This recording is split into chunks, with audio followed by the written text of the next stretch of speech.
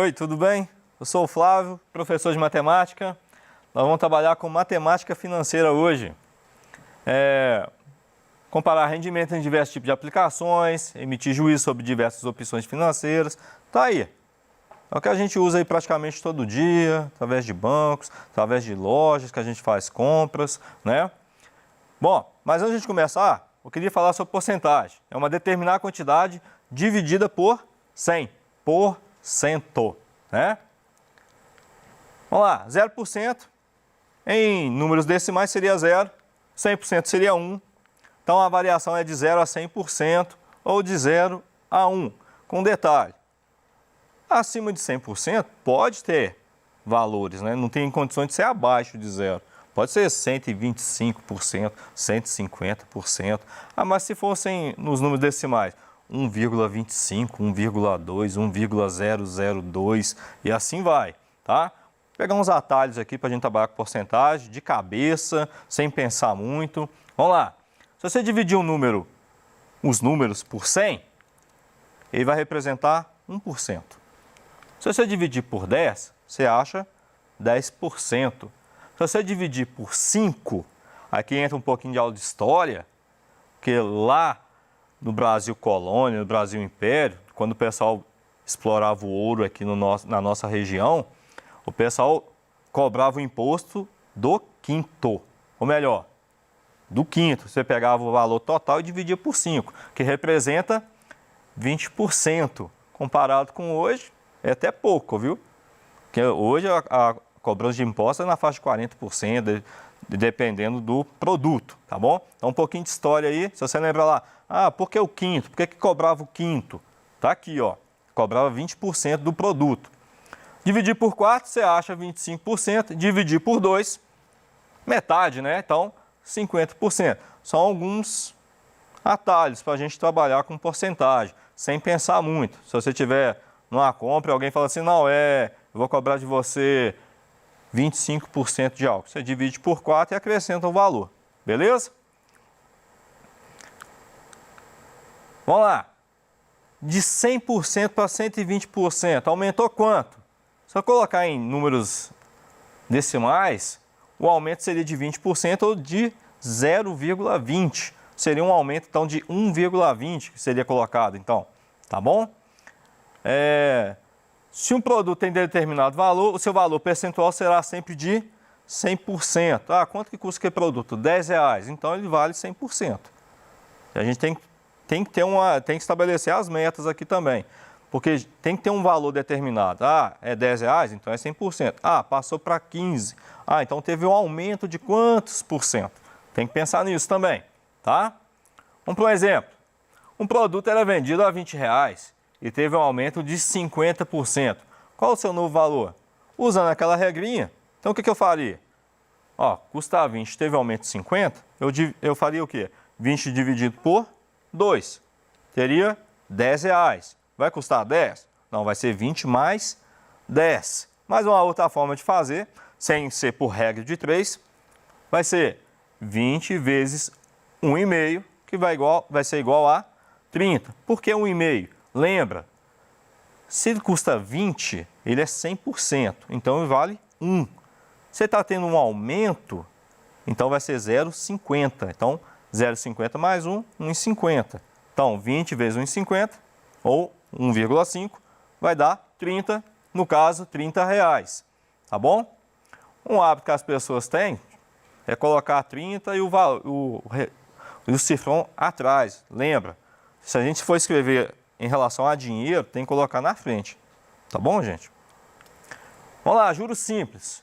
É quando o capital C é aplicado durante um tempo a uma taxa de juros I sobre o capital inicial. Vamos lá.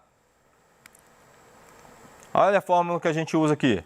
J é igual a C vezes I vezes T. Onde o J é meus juros, o C é meu capital, o meu I é minha taxa de juros, convertida em números decimais, ou seja, o valor da taxa dividido por 100. De acordo com a fórmula aqui não está dividido por 100. Então, na taxa, você teria que pegar esse valor e dividir por 100. E o T é o período de transação. Bom, mas ela é só os juros. Ah, eu quero saber o valor total. Então seria montante é igual capital mais juros. Umas dicas aqui para nós. Se o tempo está em dias, a taxa tem que estar em dia. Se o tempo está em mês ou em meses, a taxa tem que ser ao mês. Se estiver em ano, taxa ao ano.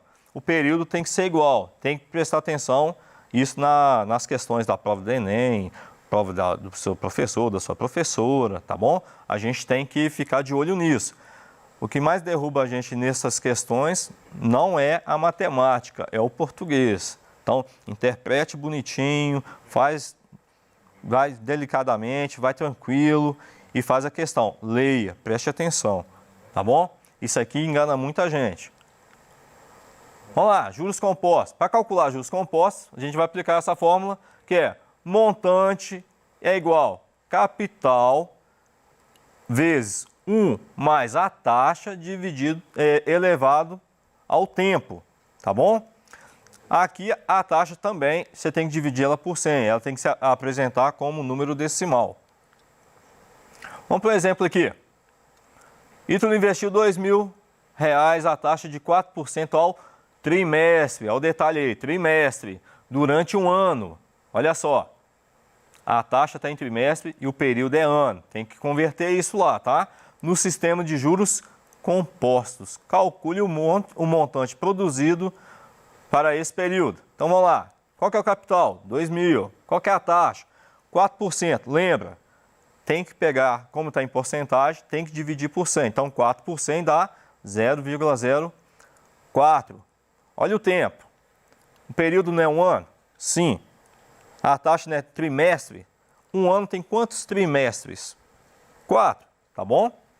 E o montante? Vamos jogar na fórmula então. Vai ficar montante é igual 2.000, que é meu capital, vezes 1, mais a taxa, que é 0,04, elevado a 4. 1 mais 0,4 elevado a 4 vai dar 1,168 vezes 2.000. O meu montante, então será de 2.339,71 centavos. Vai ser o montante final, beleza? Então, quanto que rendeu isso aqui? R$ 339,71.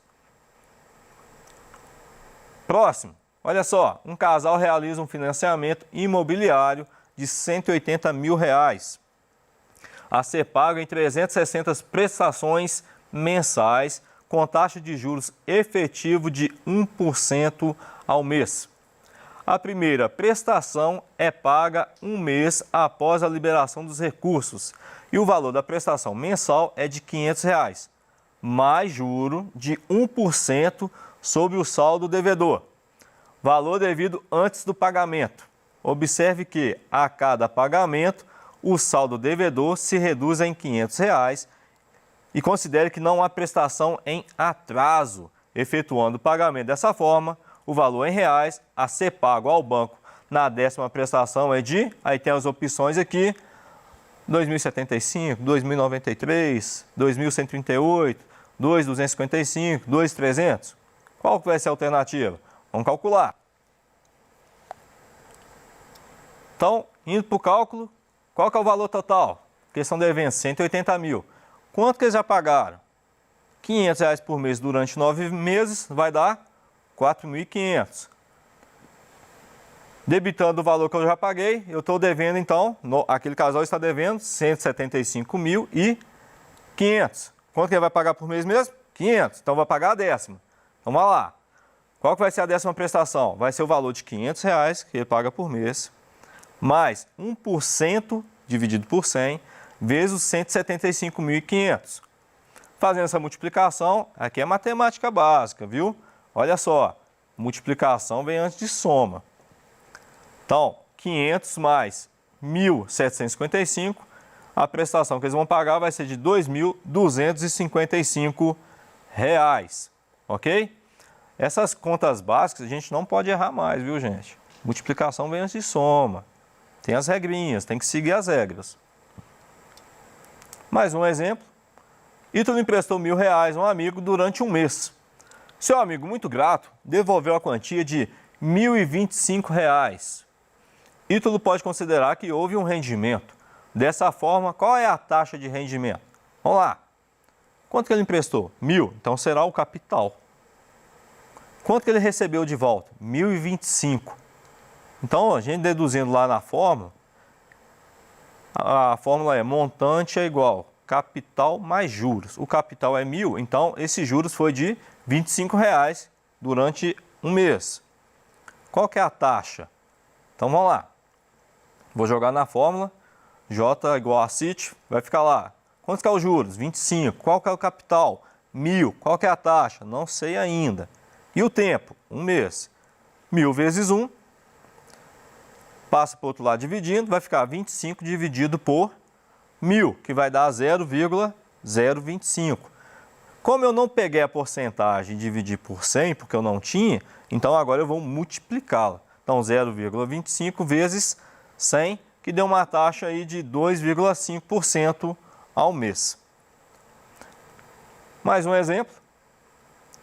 Um veículo custava R$ 36.000 e valorizou 8,5%. Qual o preço atual desse veículo? Colocando aqui na regra de 3, você poderia colocar assim, de forma bem simples, tá? Você poderia colocar assim, 36.000 vezes 1,085. Você acharia a resposta automaticamente. Mas você também pode fazer por regra de 3. Lembrando, não era 36.000 o valor dele? Então, era o valor total, então 100%. Quanto que ele valorizou? 8,5%, então ele teve um aumento. Então, não vai ser mais 100%, vai ser acima.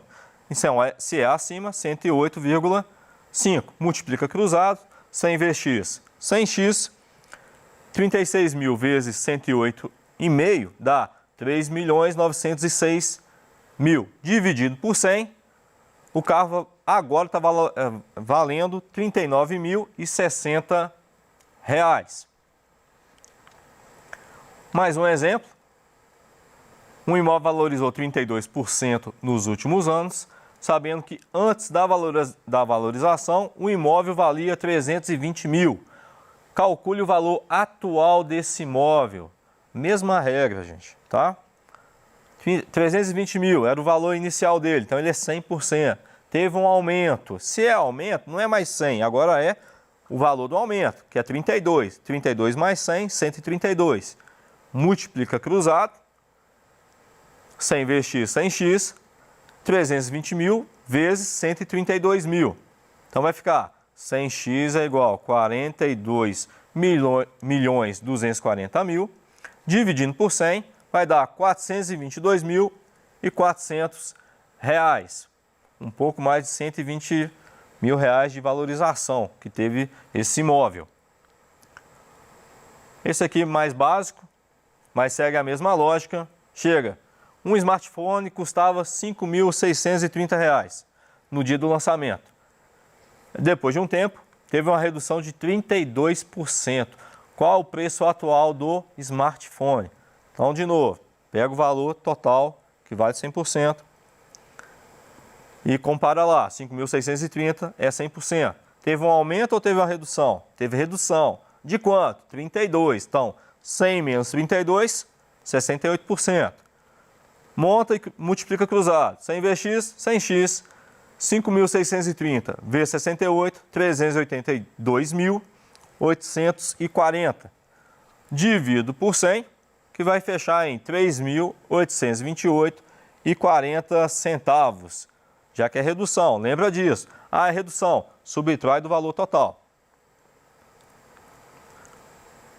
Olha só, mais um exemplo para nós. Joaninha pegou R$ 3.800 emprestado com sua mãe para pagar com juros simples de 0,95% A.M ou ao mês, sabendo que foram 24 prestações mensais. Calcule o valor dos juros pagos. Vamos lá. Qual que é o capital? 3.800. Qual que é a taxa? 0,95% ao mês. E o tempo? 24 meses. Esse aqui você não precisa converter em ninguém, porque a taxa e o tempo está em meses. Facilita muito o raciocínio. Agora é só jogar na fórmula. Nessa fórmula aqui, já está dividido por 100, então não tem que dividir a porcentagem por 100.